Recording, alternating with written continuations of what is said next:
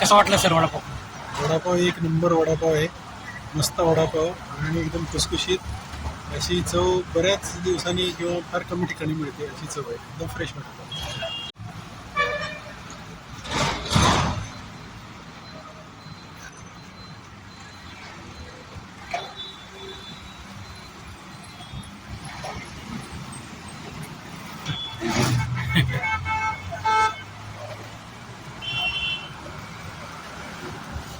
ठिकाण सांग.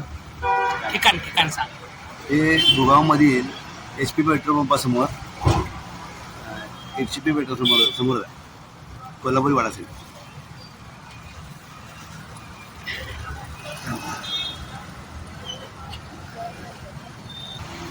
खूपच छान वडापाव. विशेष म्हणजे वडा जो आहे हा कुरकुरीत वडा आहे.